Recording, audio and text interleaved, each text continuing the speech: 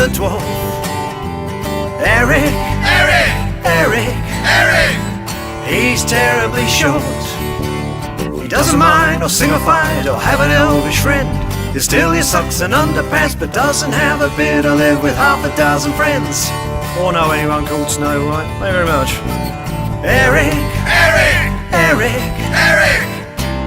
Eric the Dwarf. Eric the Dwarf. Eric the Dwarf. I think my pants are on too tight.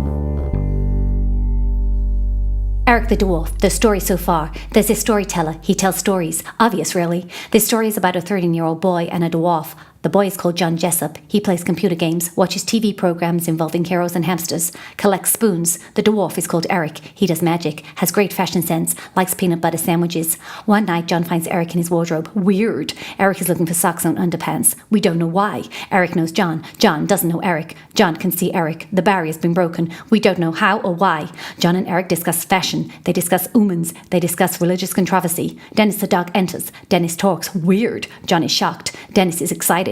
Eric is hungry. Peanut butter sandwiches, anybody? John has soft brain. He can see Eric. This could be why. But why now? It's a villain's fault. He's despicable. He's forgetful. He forgot to tell Colin his plan. Colin and his leather trousers are upset. They make amends. Weird. John goes to breakfast. Mum organises. Dad gets in the way. Sister Abby is upset. George the cat is rude. Dennis the dog is scared of vets. John is confused. John gets ready for church. George orders him about. He has a hypnotic voice. Weird. George explains who's in charge. John not happy. Our villain wants Eric and John to be friends. He is overconfident. Colin gives words of warning. Colin is sent back to school. Our villain likes banana milkshakes. Who doesn't? John plots the incident with Dennis. Abby is not going to church. Dad is upset. Poor old Dad. No underpants dancing this week. John travels to church with Mum. Eric arrives. He tells John about loads of other worlds. We are the only one not in the loop. What a shame. Blame country and western music. Eric and others are studying us. They want a sign we are ready. Fat chance. John, now in church, falls asleep during sermon. Again. John agrees to help Eric and he won't tell anyone. John is our only hope. Bit worrying that. They shake. Eric disappears. It's Zonko time. Weird. The incident takes place. Dennis made George jump. George not happy. John now back at home. Gets Dad quality shed time. Dad hugs John. John not happy. John finds Eric and George playing Zonko. Dennis is watching. Eric beats George. George not happy. Dennis clears his sinuses. John wants to play. Everyone laughs. Umans can't play Zonko. John not happy. John plays Dennis. Loses but proves everyone wrong. Umans can play Zonko. Yay! Everyone happy! Fruitcake, happy dances, collecting socks and underpants, sheds, homework, the villains called Randolph, expensive phone calls, caveman breakfasts, school, bullies, Eric helps, John not happy, a pink tutu and tights, Colin's a stinker, and no leather trousers. The story so far, I've run out of breath. Hello and welcome yet again to Eric the Dwarf. Now, we've been getting lots of letters, emails, texts, angry shouting and confused mumblings that all seem to fall into two camps. Either what is going on, or what the bleeding hell's going on? It would seem our previously ons were not really helping either. So we've tried a different tack this week. Hope it was of use. If not, don't worry and bathe in the warm glow of knowing we're enjoying ourselves even if you're not. Righto then. Last time we left Eric in a huff, John upset, Raph confused, and Barry in a tutu. But what of Colin the henchman? How was he coping with his new life? Welcome to the school, Colin. I wasn't expecting a new pupil today, and whereas head teacher, you'd think I'd have my finger on the pulse about that sort of thing. Not really. Well, you'd be right. To be honest, I do tend to be the last to know. There's me saying, Colin who? And there you are on the school register. Colin. No surname, though. Surname? Yes, the name you have after Colin. Well, it's, fire exit only. Oh, Colin Fire Exit Only. That sounds right. Yeah, I've not heard that one before. I think it may be foreign. Well, you'll be in 3C. I'll just take you along to meet Miss Arbuckle and the rest of the class. A word of warning when we get there, though. Try not to stare at the pupil dressed like a ballerina. He is a bit self-conscious, and it's a very bright pink he's wearing. Strains the eyes. Mind you, I think he just about carries it off. What will I be doing in class? Oh, I think maths is first. Oh, no thanks. No, thanks. Oh, no, I'm not very good at that. So I'll give it to Miss if it's all the same. How about evil plotting, advanced diabolical schemes, or macrame? Any of those will do. Oh, very funny, Colin. A sense of humour, I see. You'll need it at this school, I can tell you. Now, come on, follow me. What? Oh dear, humans. They don't make sense at the best of times. Still, sounds like I'm in Barry the Bully's class. That's good news anyway. He will be an unwitting pawn in my dastardly scheme and... Come on, Colin. As I told you, it's maths first. I think evil plotting is Thursday. Oh, right. At this point, we must leave Colin to settle into his new school. Ah, school, the best years of your life. Well, that's what everybody says after they finish them. Don't tend to hear that during, though, do we? No, because for some people, it was a difficult time. Not for me, of course, because I was obviously very popular. But for lesser mortals... Hi there! Yes. Anyway, with regard to schools and teachers, we here at Eric the Dwarf would like to make it clear we believe all teenagers do a tip-top job keeping them all in order.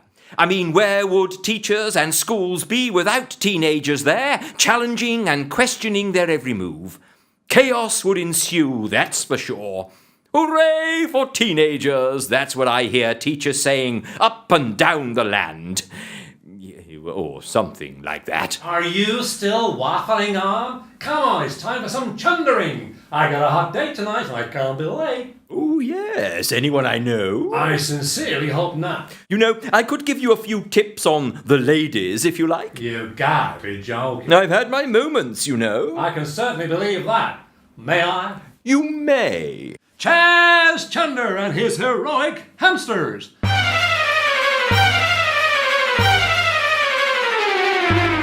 Last week we left Chaz hanging from the legs of a giant condor, in flight, 4,000 feet from the ground. Armed with only an in-flight magazine, a stale bread roll, and plastic cutlery, I'm sure it's only a matter of time before Chaz loses his grip and falls to his certain death.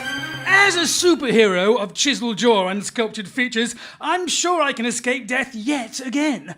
I read in my magazine that condors have a particular aversion to stale bread. If I take careful aim, I can lob the roll into the bird's beak, then... Oh, you know, sometimes I wonder what it's all about, really. I mean, there has to be more to life than this. Hanging from the bird's legs, throwing bread, escaping death, and then being savaged at the last moment. I need to give my life meaning. I have. I've looked deep into my soul, and you know what I found? What it is that I want and need to do. No, not that. Baking!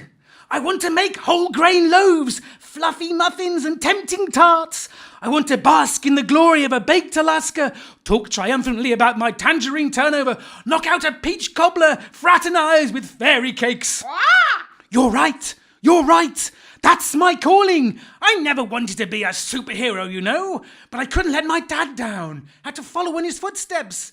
Baking was always my passion. Wise words. Suddenly there is movement in the sky. It's the hamsters, each flying a mini Sopwith camel plane, come to save Chaz.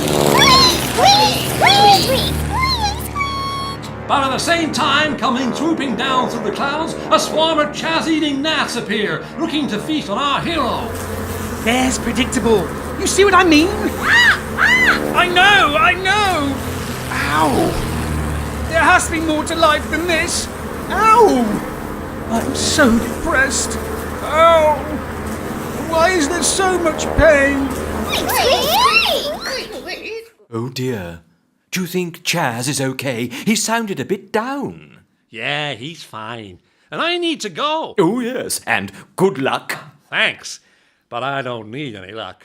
As Fred Tablock famously sang, I've so much loving to spare. It's time to break out the Tupperware. Oh, yes, indeed. Old Fred was a bit of a poet, really, when you get down to it.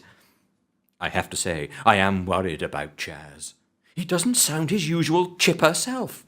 But we have to get on, so we'll have to leave it for the moment. The school day rumbled on, and John thought it would never end. He started to think he'd upset Eric, particularly as he didn't appear during the day. John was worried he'd blown it for humans before it had really started, and getting into the loop was such stuff as dreams are made of. Finally, school finished for the day. With another hard day's work completed, John and Raph headed for home. I've got loads of homework.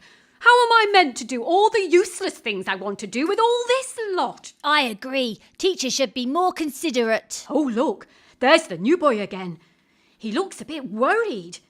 Hello, enjoy your first day? Hey? Oh, it's you.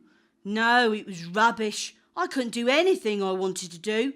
And this afternoon, can you believe it? They made me run around chasing a ball and trying to kick it. Completely pointless. I mentioned macrame 5 times during the day, but no one took the hint. Now I'm expected to take work home. What a cheek. It's not my fault if they can't organise themselves to get it all done in the day. I'm John, and this is Raph. And you are? What? Oh, Colin. The thing is, I'm a bit stuck. You don't happen to know where I live now, do you? What? You don't know where you live? Eh? No, of course I do. That wouldn't make sense otherwise. Well, nice to meet you, Colin. I'll have a word with Mum, and perhaps you can come round for tea one night. And we'll tell you what you really need to know about this school. Like all the teachers' nicknames. Oh, right. Bye then. Bye. Bye. How odd. I feel weird. I think I just experienced something called kindness. How dare he? Trying to catch me out, eh? Get under my skin? Oh, don't worry. I've got your number, Sonny. You won't distract me from my nefarious plans. Let me tell you that for nothing. Mind you, I wonder what we'd have for tea. Oh, peanut butter sandwiches and crisps. Hopefully cheese and onion. Oh, and those little pink cakes. You know the ones I mean, all dainty and genteel. And so we leave Colin confused in so many ways we haven't got time to go through them all. I know how he feels, though, trying to keep this lot in order. Am I on now? Yes, Eric, you're up, as they say in the biz. About time. By the way, any news on the website name? Nearly there, I'm assured. OK. I'm expecting great things. Absolutely. Right then. John arrived home. Oh, hold on, everyone. I think I just need to nip out for a minute. Oh, Dennis, I told you to go earlier. Sorry, everyone, but I won't be able to concentrate if I don't spend a penny first. Yeah, typical. I've been warming up for the last 10 minutes and am now at peak performance. If we don't start now, I won't be held responsible. Sorry, Dennis, but George is right. We need to get on. You'll have to hold it. OK. John arrived home and had his tea. He then settled down, reluctantly, to do his homework. But luckily, distraction was at hand. How do? Oh, hi, Eric. How's it going? OK. Look, Eric, I'm sorry about before. I didn't mean to snap. Thanks for the help earlier, and I'm sorry if I upset you. No problem. I wasn't upset. I told you before. We leave that sort of thing to you humans. You sounded upset. No. Dwarfs don't get upset. The very idea is absurd. OK. Good then. So, what's been going on? Well, this and that. Remember I mentioned earlier the surplus transmog I have because I rarely need to top up, despite all the magic I use? Yep. Well, I've been doing a few deals. Actually, I just met with a zombie delegate here on the human world and... Oh, zombies! Now, I'll have nothing said against zombies. Never judge a book by its funny smell. I always find them helpful and gregarious. Word of the week, gregarious. Outgoing, sociable, convivial. Generally a thoroughly nice chap to be with. Educational or what? Well, you really do learn something on this show. I thought the word described my mate Gregory's hirsute posterior. Yes. So whenever you're in a fix, I always find a zombie is prepared to lend a hand. Sorry, I didn't realise. They're always so horrible in films. Well, they're harmless. Also very good winemakers. I've just traded some transmog for a few bottles. Mind you, they can bring new meaning to the phrase full-bodied wine. You just don't think, do you? You don't. I, of course, did. Yes, you have to hand it to them. Their wine has plenty of legs and occasionally a toe as well. Yes, and they don't like waste. Are very handy round the house, but can be a bit flaky. Can we move on, please? You learn something every day. Dennis, are you all right? Is that a happy dance you're doing? No, I'm just a bit preoccupied. How much longer? We've done the word of the week, so I don't think we need you for a bit. I can only say that's a relief. So, you do a lot of trading? There's plenty of demand for transmog. Zombies are always after some, as their bodies are as bad as yours for hanging on to it. Trolls are good as well, as they have a bit of a gas problem and are always losing their transmog that way. What? They bottom burp transmog? Hey, their wind is my gain. Trolls, very good with glass as well as gas. I got a lovely salad bowl last week, and I've ordered matching tumblers. Anyway, enough about me. What are you up to? Flipping homework. Then I've got to help Dad sort out the socks again. Socks? Easy, Eric. They're clean. You see, Dad's colourblind and matches them all up wrong. I got to help him rematch. I have to say, even by human standards, your dad is pretty useless, John. You do have a good point, George. Obviously. Only in the last week, he's put the dirty dishes in the washing machine, cleaned the floor using lemonade, and dusted the house using my mum's best underwear. He's all right, your dad. At least he's trying to help round the house. No, he's rubbish. Always gets my food order wrong, despite constant reminders. The milk's always too cold, and he never gets the settee warm enough for me beauty sleeps. I know. Last night he kept trying to turn the television on with his mobile phone. I do wish he was more, well, you know, more heroic and exciting, like Chunder. Chunder? Yes, someone I could look up to more. I know he tries hard, but it's just, he's never done anything. He looks after you okay? I suppose so, when he's not locking us out of the house or setting fire to the oven. Just how do you manage to lose 3 front door keys in one day? I'm sorry to interrupt things just as they were going so swimmingly, but I'm afraid I have some bad news. We have just been informed of the sad and untimely death of the bass player of Fred Taplock and his groovy caterpillars, the legendary Rifkin Trembletoes. Rifkin was the pounding force behind such classics as I've Got an Earthquake in My Underpants, Too Much Butter, Not Enough Peanut, and of course the unforgettable It's Hard to Look Cool When Your Car's Full of Sheep. We're not clear yet on the exact nature of Rifkin's death, but we here at Eric the Dwarf like to think he passed away while continuing to groove to the max.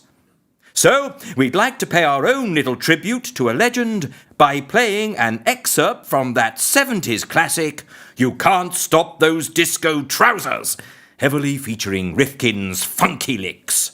Riff on, Rifkin, in that endless concert in the sky, where the rock continues to rock me, Daddy-O. You can't stop, you can't stop, you can't stop those disco trousers.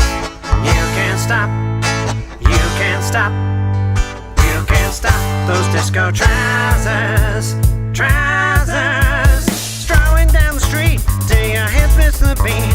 Is your trucking just not selling your wares? Do you really want to be a disco grooving machine? Out of sight of all of the squares. These strides were made to shock and amaze. Step into a fair right away. Yeah, 'cause you can't stop, you can't stop.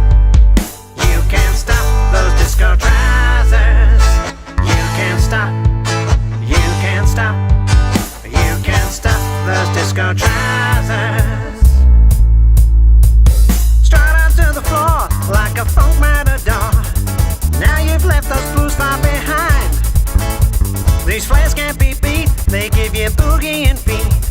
The chicks will all be standing in line. Leave your spandex looking cliche. Grab this poly cotton display.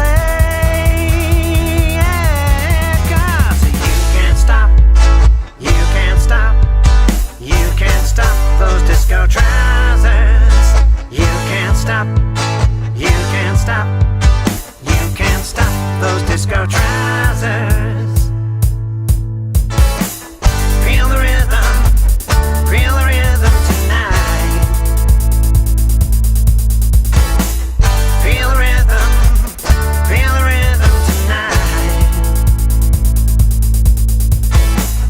Feel the rhythm tonight.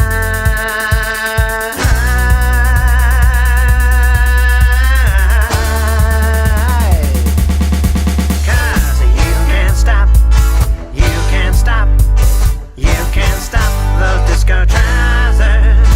You can't stop, you can't stop, you can't stop those disco trousers. You can't stop, no, you can't stop, you can't stop those disco trousers.